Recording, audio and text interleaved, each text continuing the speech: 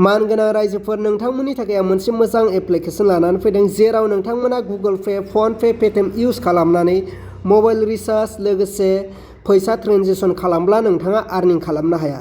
जेराव नोंथांमोना नैबे एप्लिकेसनखौ सुपार मानि एप्लिकेसनखौ डाउनलड खालामनानै लगिन खालामोब्ला नोंथांमोना फैसा 10, 20 थाखा 100 सोरनोबा ट्रेन्सफार खालामनायनि गेजेरजोंबो नोंथाङा रां आर्निं खालामनो हागोन।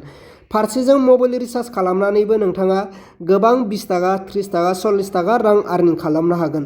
स' बेवहाय नोंथांमोना डाउनलड खालामदो लोगोसे नैबे सुपार मानि एप्लिकेसनखौ खेबसे ट्राइ खालामनानै नायदो जेराव नोंथांमोना रां आर्निं खालामनो हागोन। नोंथाङा दखान गलायाव साहा लोंनानै 10 थाखा 20 थाखा होब्लाबो नोंथाङा रां आर्निं खालामनो हागोन। बेवहाय नोंथांमोना नैबे एप्लिकेसनखौ डिसक्रिपसनाव होनाय दङ, डाउनलड खालामदो। डाउनलड खालामनानै नोंथांमोना आर्निं खालामदो। दा नोंथांमोना नुदों जानो हागौ आंनियाव 250। स' नोंथांमोना नुदों नैबे रिडिम क'डखौ जोङो बोबानो जोङो फैसा मोनो। स' नोंथांमोननो आं दिन्थिबाय आंनियाव बेसे दं 250 दङ। दा नोंथांमोना नुगोन नायलांबाय थादों आरो नैबे गाहायाव थिर नुदों, बे थिरखौ आङो सुइप टु रिडिम होबानो बेयो लोगो लोगो आंनि बेंक एकाउन्टआव हाबगोन जेराव आं दायो खालामथ'नो सानाखै। स' बेवहाय आं नोंथांमोनखौ खावलायदों गोजौनि 100 रुपिसखौ आङो रिडिम खालामबाय मोनबायबो आरो नैबे 150खौबो आं मोनगोन। स' नोंथांमोननो डिसक्रिपसनाव होनानै दोनदों।